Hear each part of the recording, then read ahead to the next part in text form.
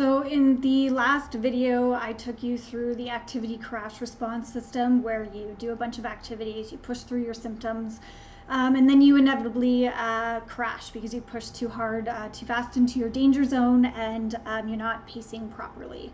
And the reason for that is that we're just in a society today where we're busy all the time and we don't really know what rest means. So in order to get to the safe zone, back into the safe zone where you can start increasing your capacity, you need to take rest breaks and you need to pace and plan your activities properly. And it's very difficult to do that in our current society because you're just used to being busy. You're used to multitasking, you're used to being on your phone, you're expected to answer emails and be available for work 24/7 possibly.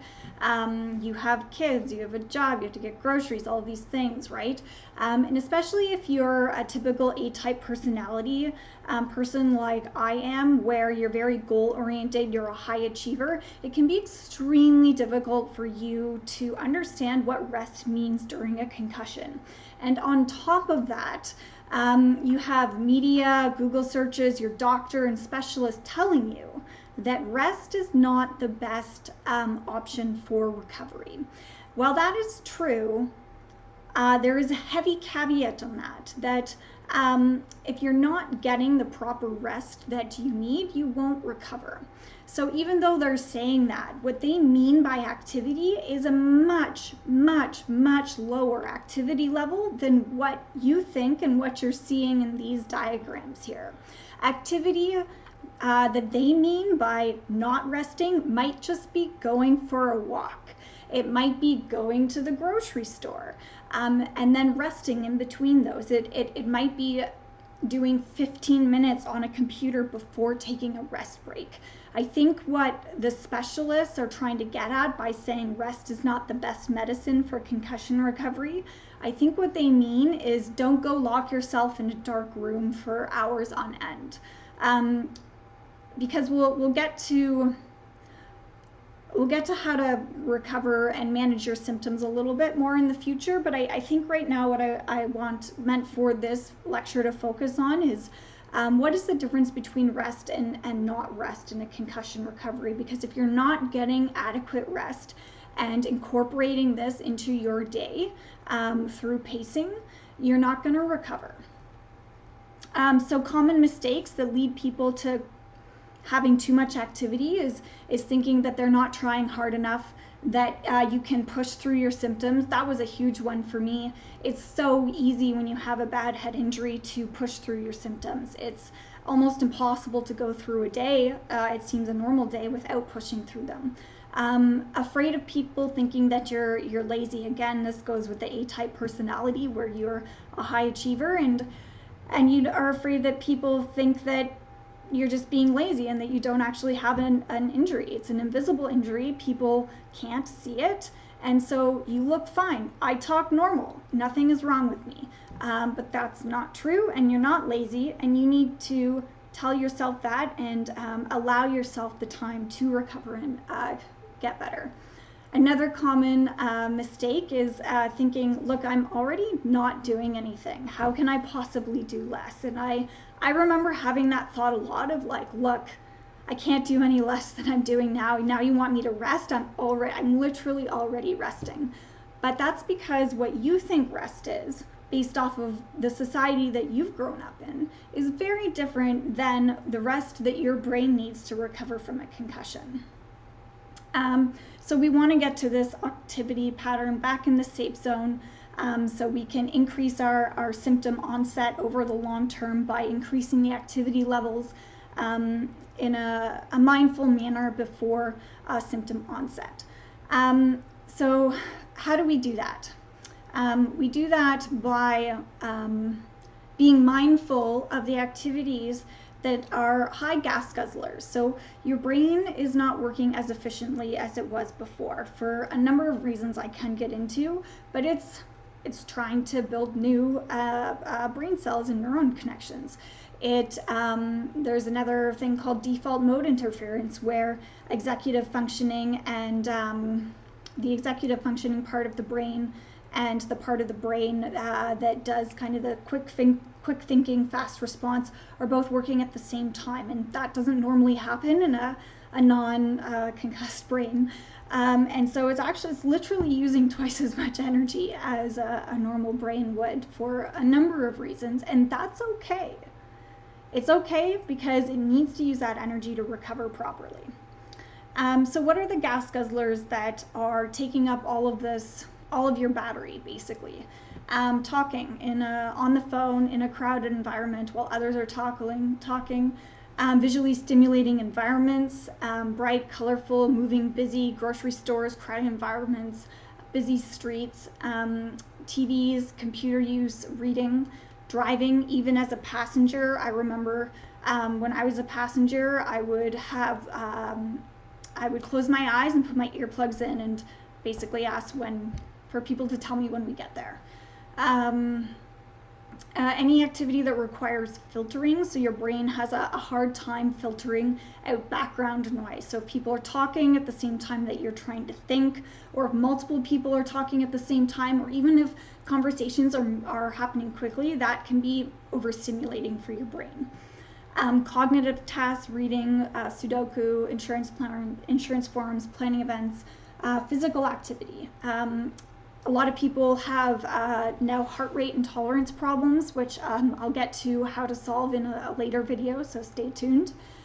And what we want to do is we want to basically take all of these high gas guzzling activities and pace them throughout our day by incorporating rest breaks in between them. And so what is pacing? What does it mean when you pace your day? It means don't do too many activities in one day. It means taking a rest between activities. 15 minutes per hour, set a timer. I'll get to that next. Alternative types of activities, so switching between activities. So if you were reading or talking on the phone before and now you need a rest break because your symptoms have increased, perhaps now you go do the dishes because that uses a different part of your brain, and you can do that now. Or perhaps you go for a walk with a friend, or perhaps you can fold laundry or go to the bathroom. Reducing activities that cause symptoms completely, so watching TV, computers, busy environments, encouraging routine, good sleep patterns, exercise, and nutrition. I'm hoping to be able to add a whole lecture series or video series on these.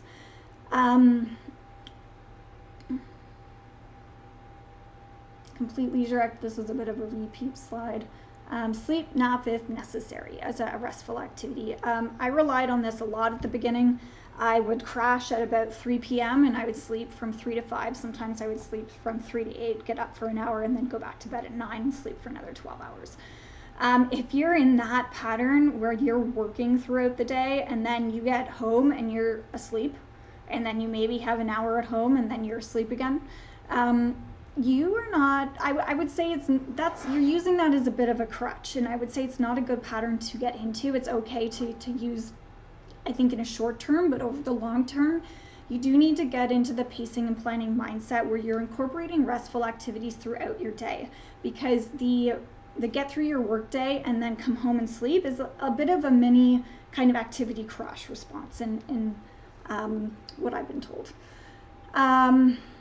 What is brain rest? It does not include reading, watching TV, using the computer or cell phones, puttering around the house. It doesn't mean talking to people. Rest could mean switching tasks, and it could mean sleeping or lying down. So restful activities to choose from: listening to an audiobook, quiet, relaxing music. Meditating is a great one. If you can get into a meditation practice, I highly, highly recommend it during your recovery. Podcasts, yoga and stretching, another really good mindfulness-based practice that is very relaxing.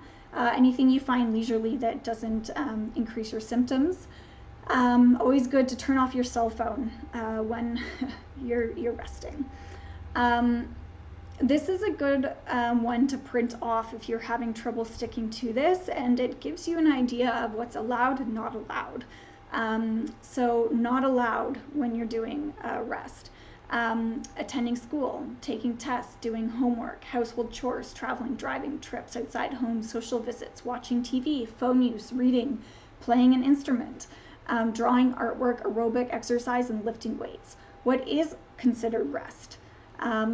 This is a lot of the same stuff: folding laundry, setting the table, slow walks outdoors, eating lunch outside the home, meditating, sleeping, listening to somebody who's relaxing, taking a bath, brushing or petting the dog. If you're having trouble incorporating rest breaks into your day, the best way to do this, that almost everybody agrees, is to set a timer. So what you're going to do is, you have an activity that exacerbates your symptoms. Let's pick looking at the computer screen. And then you set a timer. And figure out how long you can look at the computer before you hit those 2 points. So say you can look at the computer for 20 minutes, then you've hit your 2 points. What you're going to do is you're going to set a timer for 15 minutes. And when that timer goes off, you're going to take your rest break. And the idea is that you're taking breaks before the symptoms happen. And you're going to repeat this 15-minute break for 2 weeks. 2 weeks. This is a very good prescription routine or rhythm to get into with all of your recovery, is that you're going to find where your threshold is with an activity. Then you're going to work at, say, 10% below that threshold. So 5 minutes less. If you can only walk for half an hour before you get symptoms, walk for 25. You repeat that for 2 weeks. Then you test your threshold again. So with the computer screen, I've completed my 2 weeks at 15 minutes. Then I'm going to test my threshold. And perhaps I've gone up to 35 minutes or 40 minutes or perhaps even an hour after 2 weeks. And then you're going to reset your timer again lower to, say, 50 minutes if it was 60 minutes where you had your symptom onset. And what you'll find is that this general, strategy is what you can apply to everything in your life. And this is how you start to push up that level of safe zone. So use the timer. It's highly effective. We're all really bad at blowing through our symptoms. It's really way too easy to do, so just do it. You'll thank me later. Set the timer for subsymptomatic amount of time. If symptoms come on after 30 minutes on the computer, set a timer for 25. Allows for getting into a difficult task, and is also the way out of a task if patients lose track of time.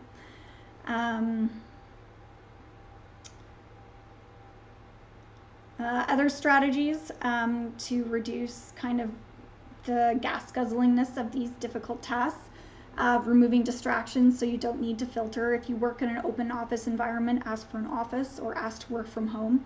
Adjust screens to lower levels of brightness. Prepare before going to a busy store. Use a list. Use aids, a hat, sunglasses, earplugs. Get in, make a list, get out. Only stay on for a short amount of time. Early on in the concussion, it can be very difficult to even do the timer method. And that's because literally everything gives you symptoms, including like walking down the street to get the mail.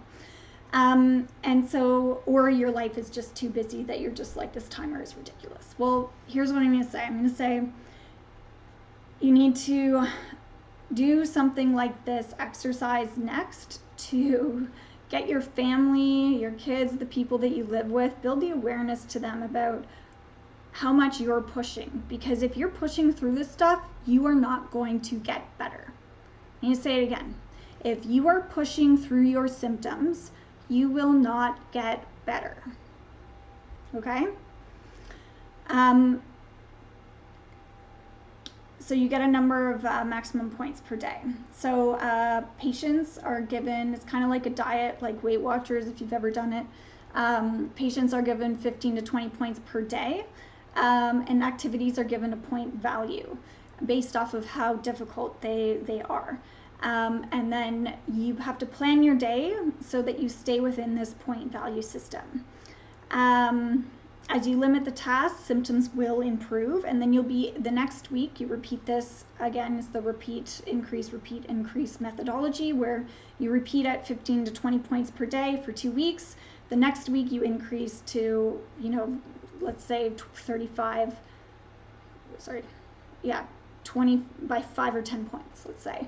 And then once you start to recover, you increase your total points. And then this is basically the typical point values per activity. Print this out, put it on the fridge. This at the very least, if you don't follow it, which you should, at the beginning until you get your baseline symptoms down, it will remind you of how cognitively taxing all of these things are, and it will also create a visual understanding for the people that you live with, because you have an invisible injury. I'm sure you know that now. The problems with that is that you look like you're fine. You talk like you're fine. I'm talking like I'm fine most of the time. And it's not an injury people can see. So when you put this on the fridge, it's making it visible for other people so they know that when they're talking to you, they're actually expending quite a bit of the energy that your brain needs to be able to recover from the injury. And I think as a last note, what I want to do is bring this up, which is another good one to print and put on your list, on your fridge. This was provided to me by the occupational therapist at GF Strong. It's a list of items that are true rest versus not true rest. So after your timer has gone up and you now have to take a rest break, what do? You want to be doing the things in the blue box here. You want to be doing breathing, meditating, listening to relaxing music. I'm going to also add yoga and stretching in there too, because it's also a mindfulness-based rest activity. And then the further to the right that you get, the less restful these activities are. Household activities, podcast reading, screen time, and leisure or screen time productivity. So you'll notice that leisure screen time, not true rest, but not as bad as productivity screen time, like what you're doing right now. Anyway, I hope that helps. In the next lecture, I'm going to go over the exercise tracker, which is going to help you figure out what specifically for you are the drainers and the boosters that you need to be incorporating into your day.